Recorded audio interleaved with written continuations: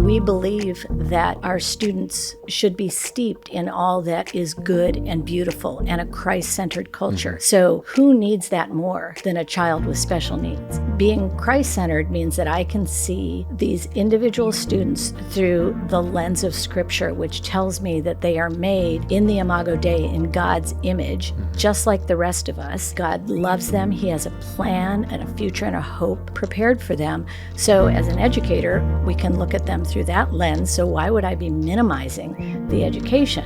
It's really not a bridge too far to engage and build a program for students who have developmental disabilities. As Christians, we know we're called to live lives that are different from the world around us. This isn't aimless, but purposeful. And as parents, we know this to be true for our children and our approach to education as well.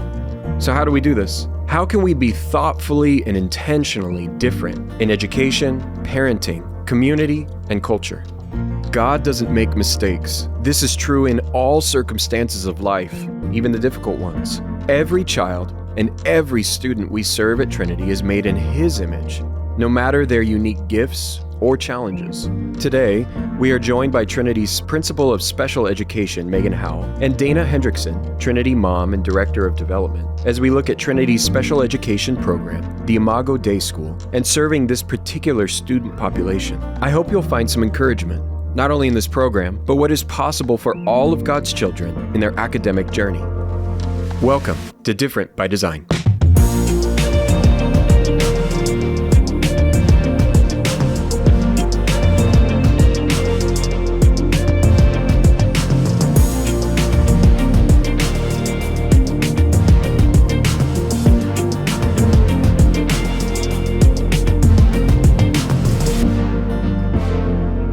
Welcome to Different by Design. I'm Matt Dixon, and today's guests include Trinity's Principal of Special Education, Megan Howell, and Trinity's Director of Development and Trinity Mom, Dana Hendrickson. Thank you both for being here. I know this is an important conversation, and honestly one that I think for many families, they wonder about. They wonder about not only for what Trinity offers, but families in the realm of special education and having students that might learn a little differently that they're always wondering about, and what type of educational models and what should they do and where do I look for resourcing? So an important conversation. Thank you both for being here. Thanks for having us, Matt. Before we dive into our topic today, I always think it's helpful to share a little background. So Megan, can you just share how long you've been at Trinity? I know you've had kids that have attended here.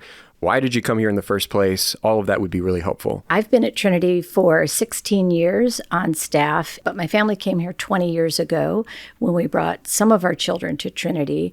And immediately we were just so excited about the classical Christian education and looked around for a spot for our son with autism, Bo, and knew that there wasn't an opportunity at that time for him at Trinity. And that's what really sparked in my heart a desire to see if there was a way to move forward with something like that at Trinity. And I asked Liz, I think our school was in about its fourth or fifth year at that time, if she would prayerfully consider allowing me to start a special ed school at Trinity. And she said yes, when she had no business saying yes, because we were so tiny and spread across 3 campuses. But she said yes. And at the time I had 4 kids at Trinity, and then we prayed for 7 years about Imago Dei. I started working as an educational therapist, and then in 2011, God said yes to Imago Dei, and we started Imago Dei.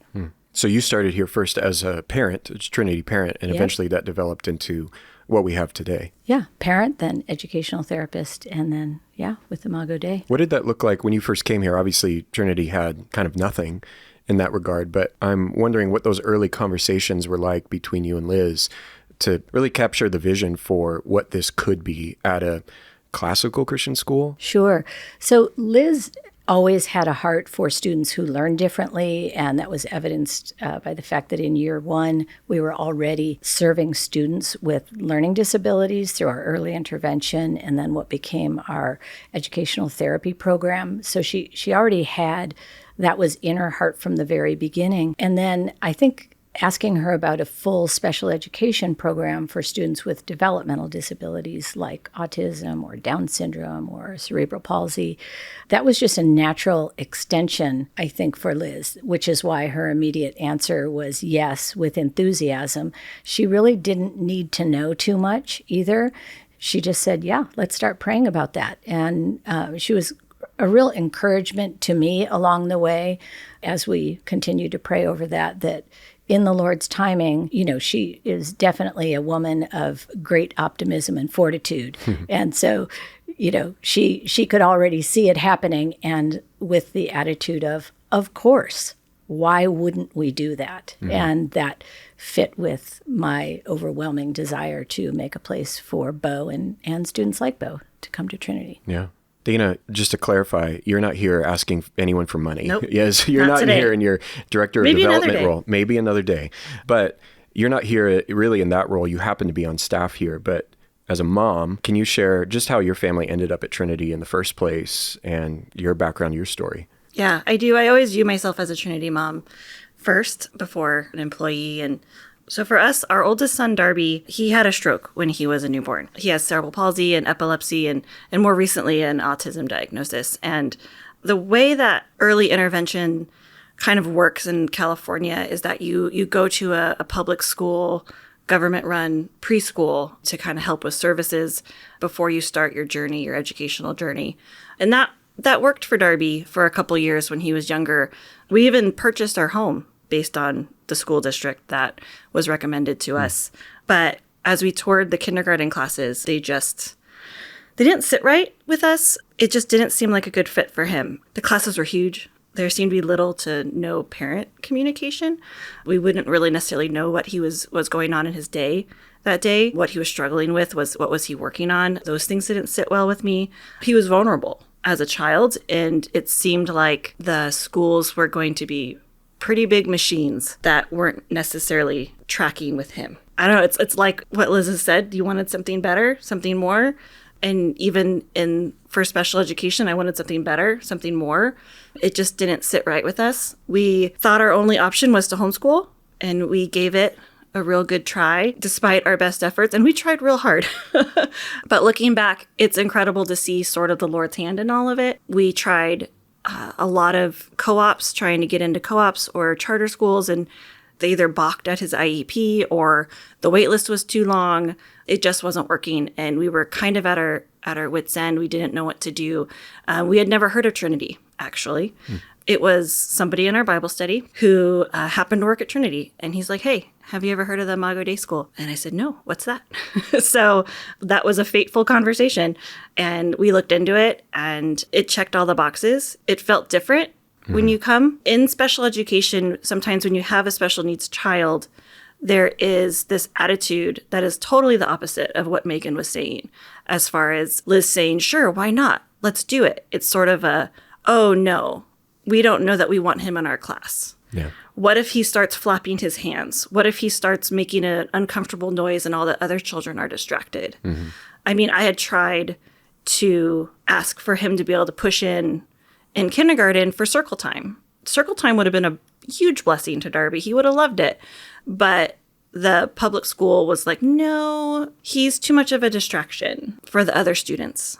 And I don't know, that was a bummer. Yeah. Like, why? And in talking with other parents here, the attitude at Trinity was the opposite.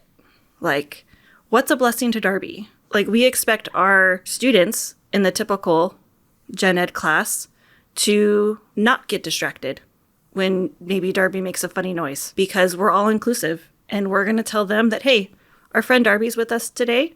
Sometimes he makes a funny noise and we can get past it, can't we? Yeah, of course. Sometimes this happens. Yeah. And then we can all enjoy circle time together. And that is, I don't know, revolutionary in that world. It's always been that attitude. Darby has been in the Imago Dei School for 10 years. He's in 10th grade now because he started in first grade. And it has always been that attitude. What is a blessing to him? How can we support him? It's just an incredible culture. Yeah. Full disclosure, it was me. I was the person at the Bible study that said, hey, have you looked at Trinity and Imago Dei? And to be honest, even at that time, I had been working at Trinity. And I knew of our Imago Dei School, obviously, being here, but I didn't know it in depth. I had seen some of what had been going on. I had seen what was happening. And I'll never forget, actually, the first time I mentioned it, it was Jason, your husband, who looked at me and almost kind of said, I almost don't want to look at it because I'm worried we'll like it. Yeah. Oh, I remember hearing that story. I'm worried we'll like it too much and it will feel just too far out of reach for our family. And I do remember, as we say with many families, it's come. Just try. Just have the conversation, because you have no idea the opportunities or the resources that are here. Because, for someone that I think is really, and I'm not trying to be altruistic in this, but for someone who's meant to be here, the Lord knows that, and there can be a way. Yeah. And there can be ways to figure that out. And your family, honestly, is a testimony to that. Yeah, I think any tuition-based education can be scary. The Lord really provided for us, and the attitude that we took then is the attitude we've always taken. It's a year at a time. And looking back, I don't know how it happened, but here we are, and through some incredible people, and we made it work. So obviously today, in our conversation, the common thread is something that I would say at this point is clearly woven into the very fabric of school life here at Trinity. And as you've heard mentioned, that's our Imago Dei School for special education. And in the same vein, the academic support that we provide for our students as well. Why Imago Dei School? What does that mean? How did we land on that phrase? Imago Dei, it just literally just came to me. And Imago Dei is Latin for the image of God. And that resonated perfectly with everything. Latin being very classical, right? Part of our education, and the image of God. What could be more perfect than serving those who are created in the image of God? Absolutely. All of our students, all of them, every single one of them. Yeah. I think if we're honest, when we look at a topic like this, there are a lot of, not even classical schools, but when we talk about Christian education, that ignore this population. They ignore this type of student because, it's difficult, it's hard, it's costly. But I think what I see and what I've seen from both of you in different ways, even in that challenge, it's worth it. Megan, you had mentioned this before, a little bit about early conversations with Liz.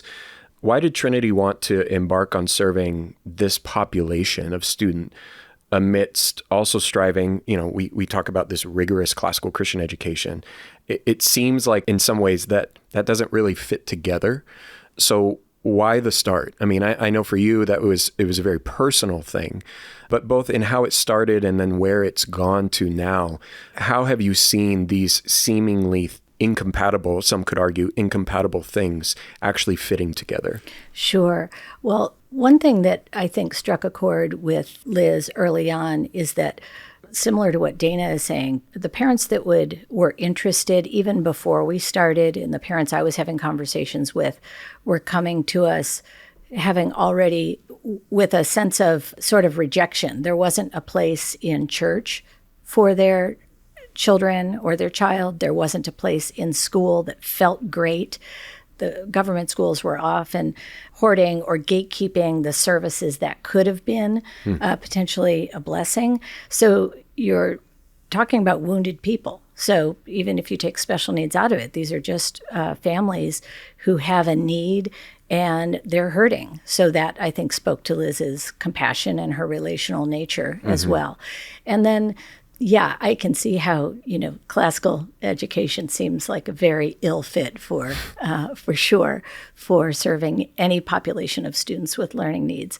But in a different educational setting, students like Darby or like my Beau or other students who have come through Imago Dei, the education they get is very highly functional focused and utilitarian. So you're going to create widget makers who are going to go to a widget factory when they're done, and when they're done with their education, and that is the highest level of anything that they will ever achieve. So therefore, if that's the end goal, then why waste anything on them in all the years? Everything costs money, every service costs money. So therefore, let's just pare it down. And the public education is, they have all these different services, but they only do what they have to do. And I'm not bashing public educators, because I am in contact and collaboration with many who are exceedingly good at their jobs and have very good intentions and really execute their jobs well. But I think they're bound into a system that is very limiting, and then those limitations are passed off to the student. So all of that to say, I knew, because I already had homeschooled via classical education, then I had some of my 6 children at Trinity, and I knew that classical education environment is the perfect place for a student with learning needs, because in classical education, we believe that our students should be steeped in all that is good and beautiful and a Christ-centered culture. So who needs that more than a child with special needs?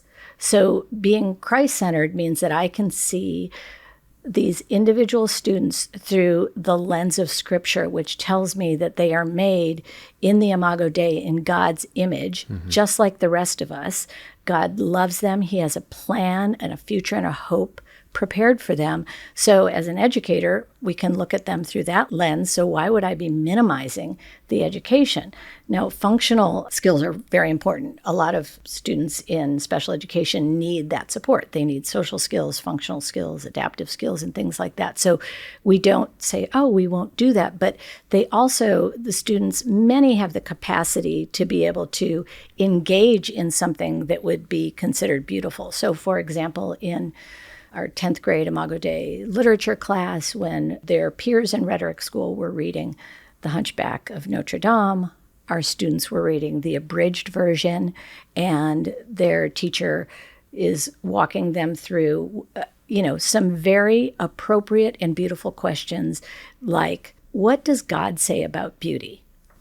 What does our culture say about beauty? And how are those connected? And so really drawing the students into the literature and helping see it through a Christian worldview.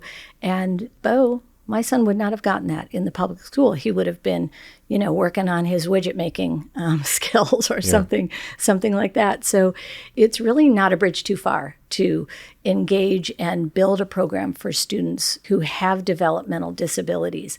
They're, for the most part, relational, just like our population of kids in gen ed are relational as well. So I think what I hear you saying is that particularly in this environment, in a classical Christian environment, I think we rightly understand and see education as more than job preparation, right? Yes. A normal Trinity student, our goal for them isn't the success, I guess you could say, isn't that school or that job or that, limelight piece, although those things could come depending on what the Lord has for them, but it's who they are as people.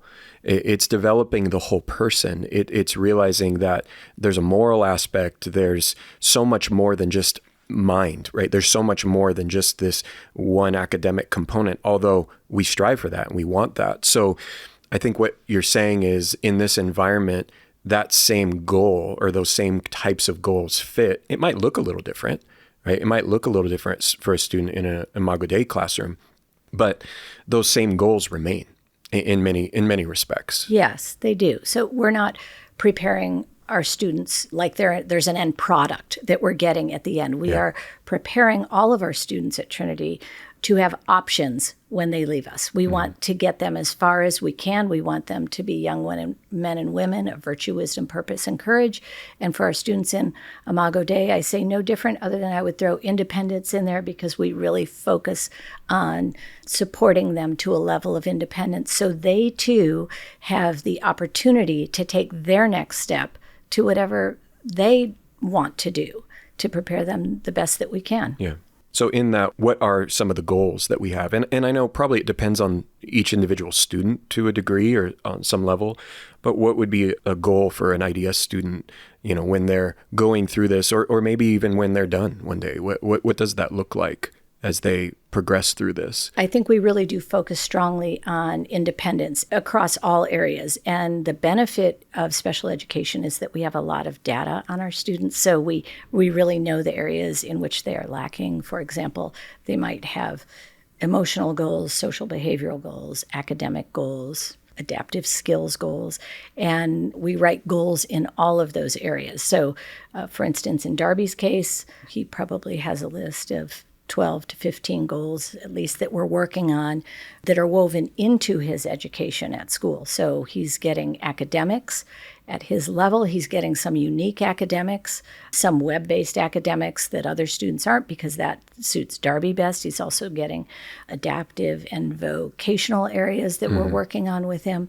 So we really want him to be the best Darby that he can be when he leaves us, and we wouldn't want anybody else to be the best Darby. Yeah. So every student's path is going to look different, but really overarching that is their, a level of independence. And truthfully, because many of our churches are not engaged in a meaningful way with students or young people, say of school age, with disabilities, in many ways, I think we sort of become the church to them as far as bringing Christ to them in a way that is at their level and is meaningful, because many of them are at a capacity where they will stand before our Lord and Savior, and they will be held accountable for their decisions in life. Some not, right? And God has a plan for that as well, and it's beautiful and redemptive. But we want to make Jesus and salvation beautiful to them. Mm-hmm.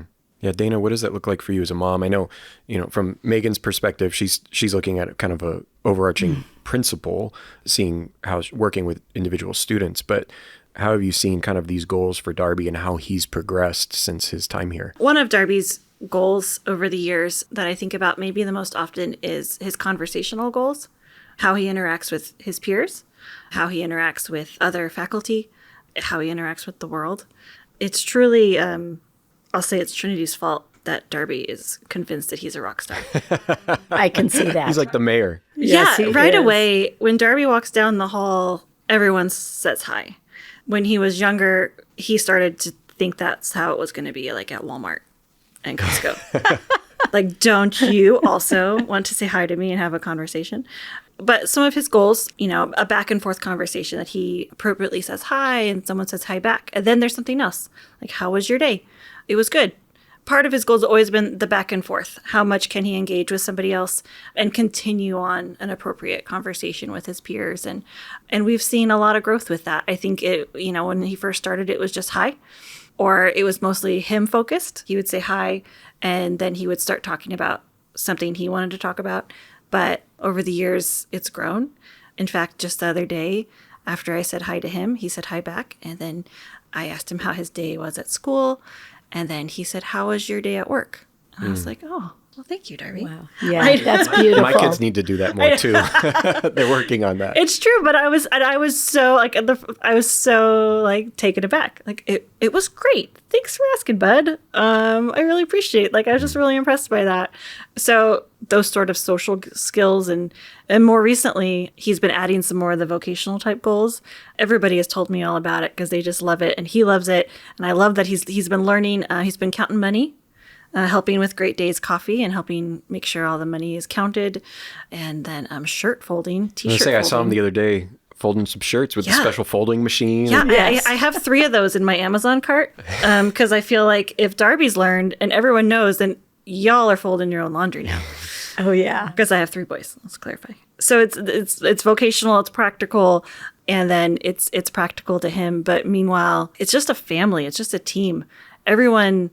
Like, when packages come in and they know that, like, Darby's going to maybe deliver a package that day, everyone's like, no, don't take them. Like, let Darby do it. Because this brings him joy. Like, he really wants to go and deliver them. Let's make sure he has some packages to deliver. Yeah.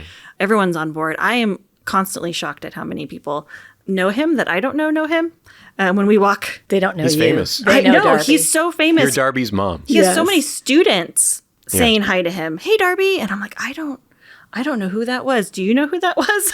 No, that's great, Dana. How would you say a Trinity special education differs from one a student might receive elsewhere? I know, Megan, you've already kind of talked about that, and Dana, you talked about what your family was looking for. But if you really were just kind of talk about the difference there, what would that look like? One important distinction is that in special education, which is largely done through the public school system, the students receive an education that they are granted by law. So administration are in a position where they do what they have to do, where at Trinity, we do what we want to do. We are not under the same federal or state guidelines.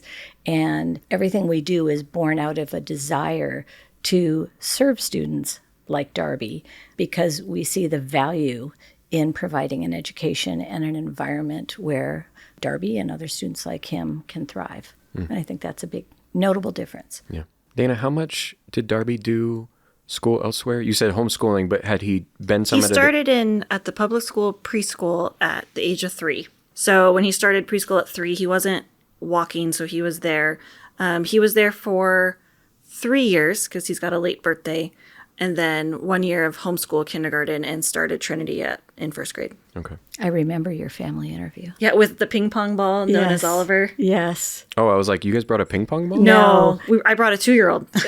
Named Oliver. 2-year-old. I think one thing I notice, and you might be able to address this better than I, and obviously I'm just looking at this from my perspective, but one thing that kind of sets our Imago Dei School apart is seeing the integration that they have into the overarching community that we have here at Trinity. And Dana, I know you talked about Darby walking the halls and being famous and all of that type of stuff, but I know we intentionally and thoughtfully, in appropriate ways and times, have our Imago Dei students join our traditional Trinity classroom. What's the heart behind that? Why do we do that? Well, the research tells us that students with special needs learn best from peers, not from adults. So if I am trying to teach social skills, I know that a 6-year-old in Imago Dei will learn those best when it's modeled by their typically developing peers with support in real explicit teaching in the classroom. So it's born out of that, the need for almost all students with special needs need some kind of social reinforcement. So that's part of it. But really just being included is what everybody benefits from that. Yeah. And everybody, like any student, desires that. Yeah, and they should have access. There shouldn't be someone saying, oh, no, we can't have those students in art. That's not going to work for them. Well, at Trinity, we played around with many different, scenarios with art, whether with their mainstream peers and modified. And we finally came to a conclusion we have to customize. Some of our students do go with their mainstream peers with loving support from their aide, and they access their art or their music that way. Others, we have a special art class for. And Ms. Stimson, the art teacher, designs a special class for the Imago Dei students. So we have to always be very flexible. And I know coming down from the top, we always hear Liz talk about having an and mentality, not an or mentality. We can do this and this. And that has worked well for our Imago Dei students. We have Imago Dei students that are in the gen ed classrooms for academics. If they are capable of accessing that subject with support in the classroom, then that's where they need to be. And our classroom teachers are flexible and supportive in teaching them alongside their gen ed peers. Yeah. I've often said, I think one of the unique things about Trinity's community and Trinity's culture is this very thing. I think it is, just part of our culture to have these types of students around. As we were saying, everyone knows Darby and everyone knows our students because we're integrating them into the classroom, because they're going on field trips, because they're a part of that. And to be honest, for myself growing up, if I saw a student that was, like a Darby or in a situation of a special education classroom, as a young kid, I wouldn't know what to do. That would be so foreign to me to how do I interact with them? What do I say? What do I do?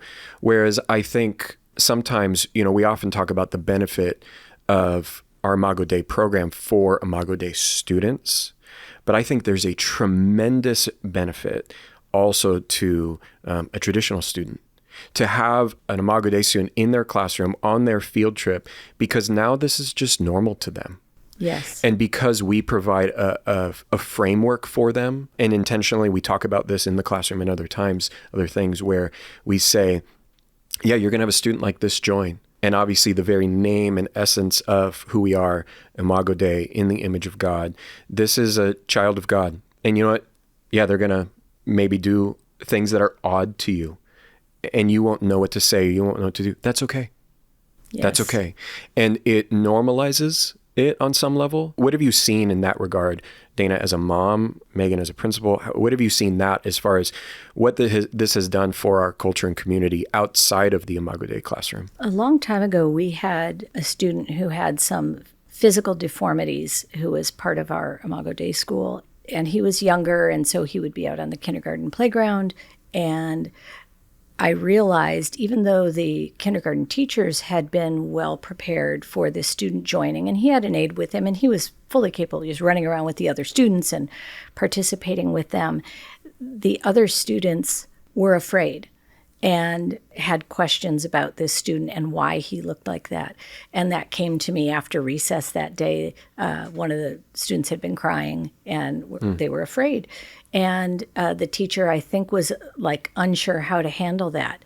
And I said, those are such good questions. Yeah. So I had the opportunity to talk to the class and just talked about the student's disability and how this is what he looked like and this is what he's been through, but he's just the same as you and I are, and those are. It's good for you to have questions, and thank you for asking, because the students wanted to engage and didn't know how. So that's just an example, I think, of how it has provided opportunities for growth for our students in ways that they might not have had those opportunities if they were just going to class with a bunch of students like themselves. Yeah. Yeah, I've loved how Darby's always been included. There are little things that stick out in my mind. He went to the field trip to the Getty Museum.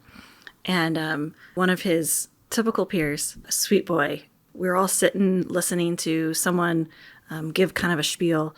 And he looked over at me and he looked over at Darby because I was kind of watching him that day on the trip. And he had an extra fidget toy in his pocket and he pulled it out. And he was like, hey, can I give this to Darby? Would this be something he would want? Because I have an extra. And I said, sure. And he said, Darby, do you want to use this? And Darby's like, yeah, thanks. And they both got to have a fidget in their pocket that day, for some of the more boring museum moments. That never happens. Never happens. No. He was invited to all the class birthday parties. Those 10th grade friends now are just a really sweet group of friends. They grew up with him. Yeah. Darby it's not as much of a blessing to him now and to push into the typical classes, but he did from 1st to 6th grade, and they all know him and love him. So Darby's our oldest, so I don't even know if I was really aware of how big of a deal it would be to be at a place where all of my boys could be. My other boys, they have a different childhood because they have a brother with special needs. It's a unique thing about their childhood. It's a unique thing about who they are and who they're becoming.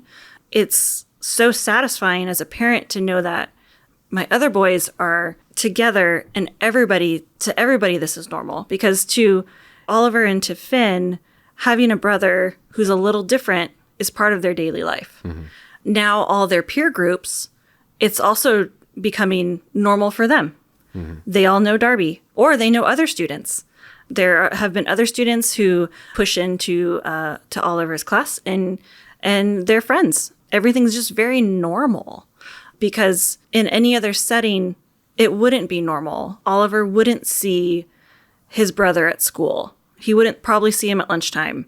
His friends wouldn't know his brother. He'd be very, very kind of cloistered off. And then even how they engage with books or curriculum that bring up disabilities, Oliver has a different point of view sometimes in those conversations. I love the siblings of special needs kids.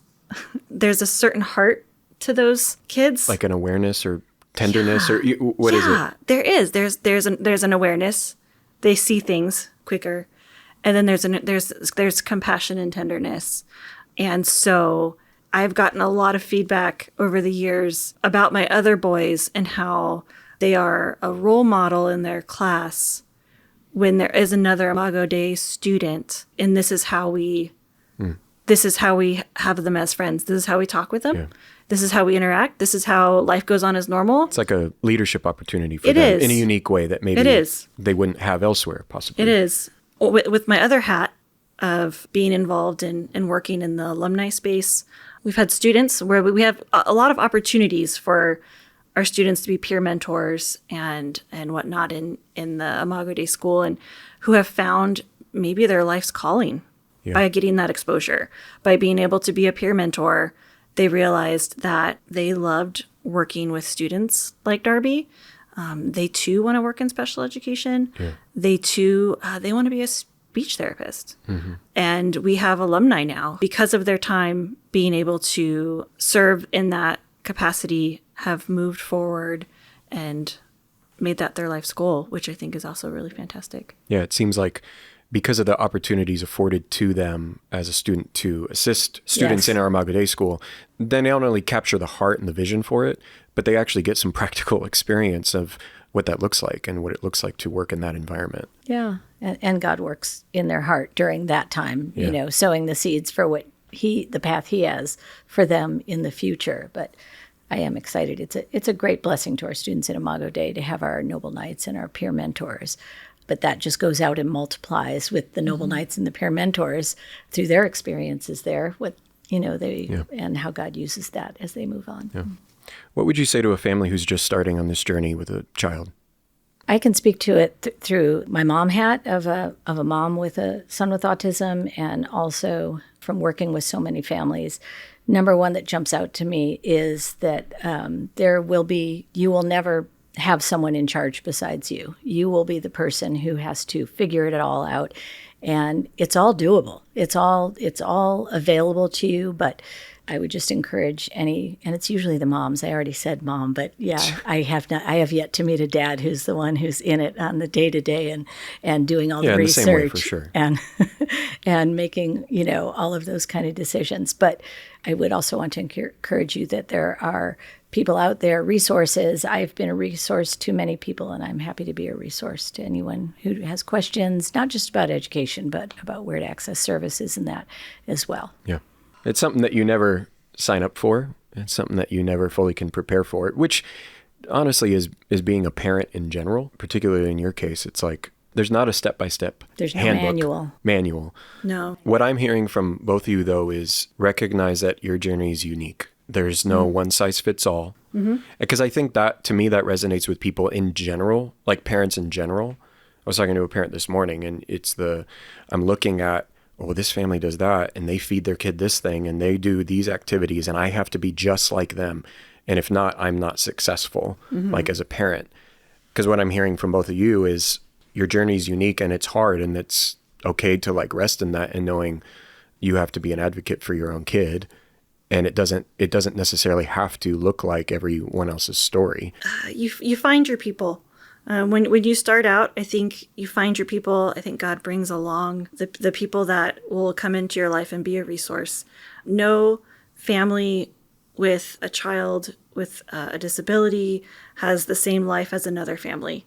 It can be so different if it's the oldest or if it's the youngest, what kind of disability and where that looks. And there's a lot that moms put on their plate to make it, well, if I change their diet like this family or like that, then it'll be perfect and everything will work out. But I think there's just so much grace there. Your life might not look exactly like someone else's life, but the Lord has gifted you with that child and he will sustain you and you find your resources. Imago Dei, other parents have been huge resources. Moms that are just a couple steps ahead are my favorite. And you know what? We don't talk at all for like a year, but I'll text this mom and say, hey, can we do coffee? We need to talk about, I have questions about conservatorship, or what should I be doing about this doctor? And she's like, yes. Do you have time next week? And then I do the same. I get texts. What'd you do for speech therapy? How did you navigate this thing with insurance? And you find those resources and you find those people. And Imago Dei has been a big resource for us. Church is important. Church is a big thing. Find your people at church. Hopefully your church has a special needs ministry. Ours does. And that was a factor in the early years. Our church did not. And we needed that. And we found a church that did.